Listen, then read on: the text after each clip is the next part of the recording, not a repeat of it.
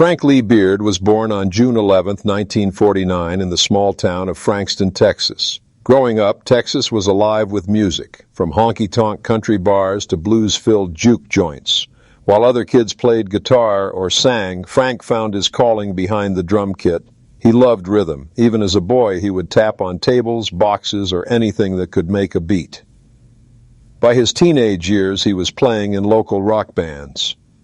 Unlike many drummers who tried to show off, Frank's style was steady and tight.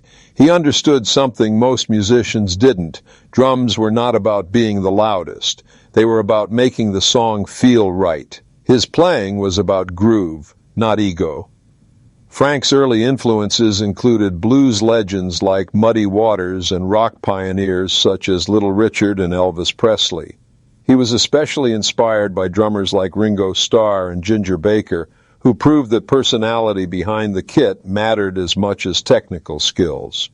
The 1960s in Texas were wild. Small bars, smoky clubs, and endless nights of music helped Frank sharpen his craft. He didn't know it yet, but this foundation would prepare him for something far bigger. Destiny was about to introduce him to two men who would become not only his bandmates, but also his brothers in music. Together, they would form one of the most recognizable rock bands of all time. Frank's path to greatness began with a band called American Blues. He played with them in the late 1960s, traveling through Texas and building his name as a dependable drummer. It was during this time that fate connected him with a young guitarist named Billy Gibbons. Billy was sharp, creative, and already thinking beyond the typical blues band. He wanted to create something bigger, a Texas group that could stand shoulder to shoulder with the greats. Frank was impressed by Billy's guitar work and shared his vision, but Billy knew they needed a solid bassist to complete the lineup. Frank immediately thought of Dusty Hill, a bassist he had jammed with before. Dusty had a booming voice, a thick sound, and the kind of stage presence that drew people in. When Billy, Dusty, and Frank finally played together, the chemistry was instant. In 1969, ZZ Top was born. The name itself was mysterious and playful, just like their music. From the very first rehearsal, they clicked. Billy brought the riffs, Dusty added heavy grooves, and Frank tied everything together with his tight drumming. The trio had something rare, perfect balance. Frank wasn't flashy. He stayed in the back, letting Billy and Dusty share the spotlight. But anyone listening closely knew he was the glue. Without Frank's steady pulse, the music wouldn't swing the way it did. They were just three Texas boys, but soon the world would know their names. The journey from smoky bars to sold-out arenas was about to begin. In the early 1970s, ZZ Top hit the road, playing every dive bar and small venue they could find. The South was their training ground. Night after night, they built their reputation as a tight, rowdy blues rock band. While other groups chased trends, ZZ Top stayed true to their Texas roots. Their songs were simple but powerful, built on Billy's guitar riffs, Dusty's bass lines, and Frank's groove-heavy drumming. Frank had a unique style. He wasn't a technical drummer like Neil Peart, nor a wild showman like Keith Moon. Instead, he focused on feel. He made sure every note hit with the right weight, every beat carried the band forward. That restraint gave ZZ Top their signature swing. The band's sound was raw, dirty, and authentic. Their early albums, ZZ Top's first album, Rio Grande Mud and Tres Hombres, captured the heart of Texas blues. Songs like La Grange and Waitin' for the Bus showcased Frank's driving rhythms. Critics noticed that even though the guitars screamed, the heartbeat was steady and strong. As their reputation grew, so did their following. ZZ Top wasn't just a local Texas act anymore. They were becoming national stars. By the mid-1970s, they were touring constantly, building a loyal fan base. Frank loved playing live, but the endless touring schedule also tested his endurance. Behind the jokes, beards, and wild stage shows, Frank stayed focused on one thing: keeping the beat alive. ZZ Top was turning into more than just a band. They were becoming a cultural phenomenon. By the mid-70s, ZZ Top's fame skyrocketed. Their Tres Hombres album gave them their first major hit, La Grange, and suddenly they were headlining tours across America. Crowds loved the trio's humor, their bluesy swagger, and their unforgettable stage presence. Billy and Dusty grew long, iconic beards that became a trademark of the band. Ironically, Frank Beard, the only member without a long beard, kept his look clean-shaven or with just a mustache. It became a running joke. The guy named Beard had no beard. Frank embraced it with his usual laid-back humor. He wasn't the face of the band, but he didn't need to be. His role was clear. He was the quiet force that kept the machine running. ZZ Top also became known for their elaborate tours. One of their most famous was the 1976 Worldwide Texas Tour, which featured live animals, a giant Texas stage, and over-the-top theatrics. Night after night, Frank kept the music steady as chaos unfolded around him. While Billy and Dusty entertained the crowds up front, Frank provided the backbone that never wavered. But fame also brought challenges, constant touring, and the rock and roll lifestyle began to wear on Frank. Behind the scenes, he was struggling with personal issues, particularly with drugs. While the band was climbing higher than ever, Frank was quietly battling demons that could have ended it all. Yet just like his drumming, Frank's strength lay in resilience. He wasn't about to let the beat stop. While ZZ Top was becoming one of the hottest rock bands of the 1970s, Frank Beard was fighting a darker battle. The endless touring, the pressure of fame, and the temptations of the road led him down a dangerous path. Like many rock stars of his era, Frank turned to drugs. At first it was casual, something to keep the energy going during long nights, but soon it became an addiction that threatened to derail everything. Frank's bandmates, Billy and Dusty, noticed the changes. The usually reliable drummer was sometimes distant, distracted, or exhausted. But on stage, he rarely faltered. Somehow, Frank always managed to deliver when the spotlight was on. Still, the toll was real. By the early 1980s, ZZ Top took a long break from touring and recording. Officially, it was to rest and recharge. Unofficially, it gave Frank time to face his problems. He later admitted that he had to check himself into rehab and make a choice. Continue down a destructive path or get clean and save his life and his band. Frank chose recovery. It wasn't easy, but he worked hard to overcome his struggles. Billy and Dusty stood by him, understanding that the band was more than just music. It was brotherhood. When ZZ Top returned in the 1980s, they came back stronger than ever, and Frank Beard, now sober and focused, was once again the steady heartbeat of the trio. His survival gave ZZ Top a second chance at glory. The 1980s changed everything. Rock bands had a new stage, MTV. Suddenly music videos became as important as albums. ZZ Top, known for their humor and unique image, took full advantage. Songs like Gimme All Your Lovin', Sharp Dressed Man, and Legs turned them into global superstars.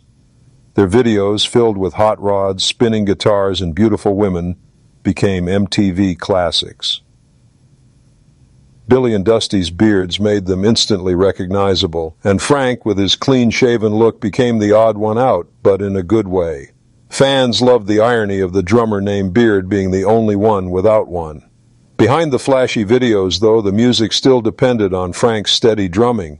Even as the band experimented with synthesizers and a more polished sound, Frank kept things grounded. He adapted his style to fit the new decade, proving his versatility. ZZ Top's Eliminator album in 1983 was a massive success, selling millions of copies worldwide.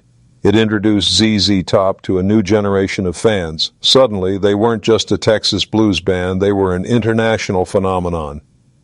For Frank, this era was sweet redemption. After surviving his personal struggles, he was now playing to bigger audiences than ever before. Night after night, as the lights flashed and the crowd roared, Frank sat behind his drum kit, calm and focused.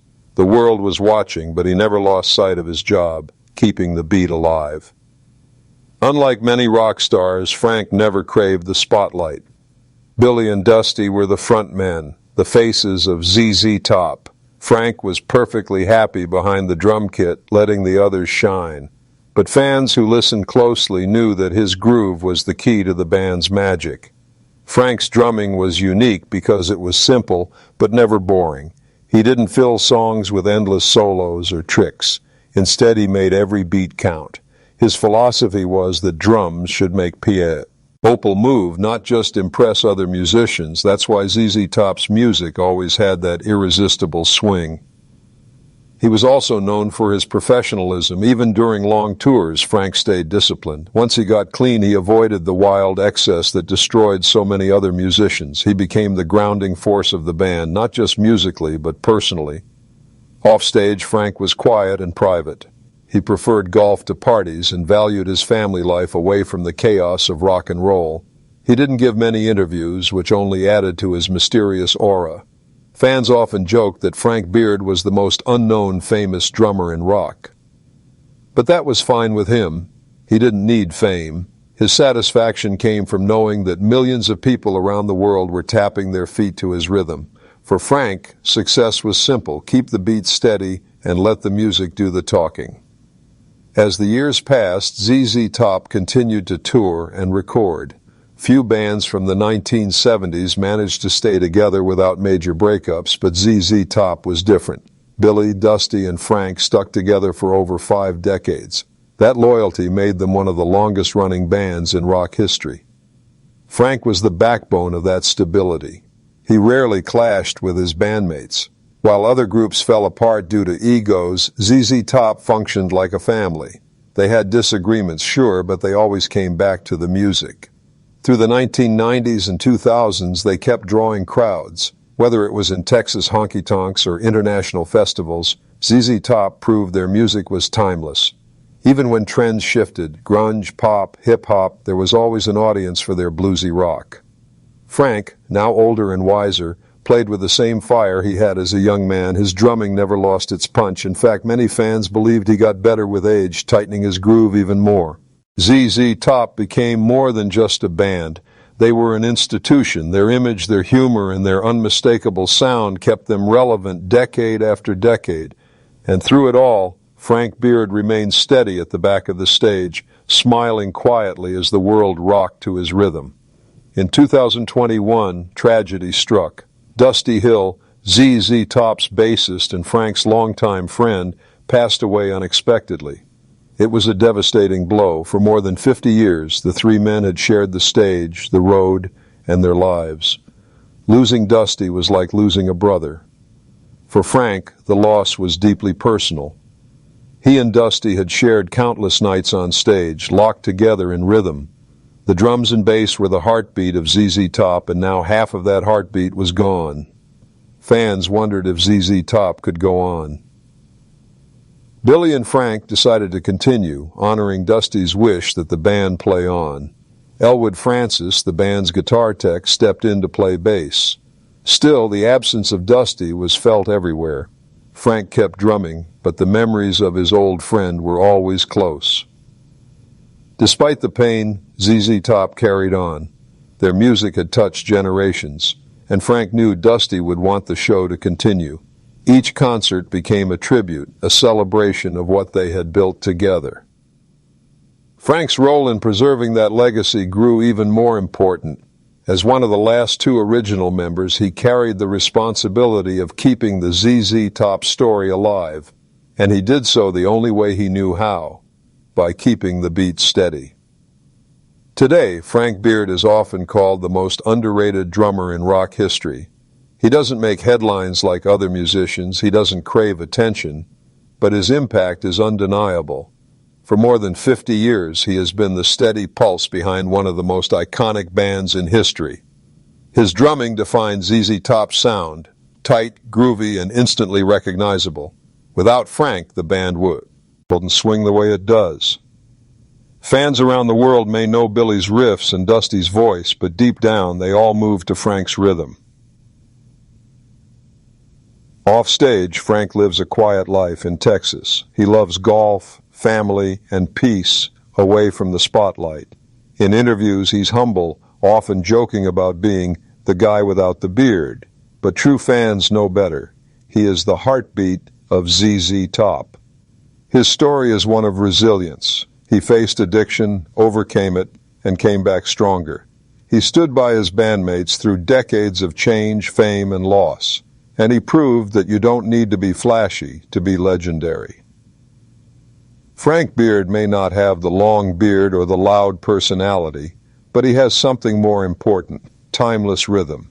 His legacy isn't just in the beats he played, but in the way he kept one of rock's greatest bands alive for half a century. The world will always remember Billy's guitar and Dusty's voice, but behind it all, steady and unshakable, was Frank Beard, the quiet legend of rock and roll.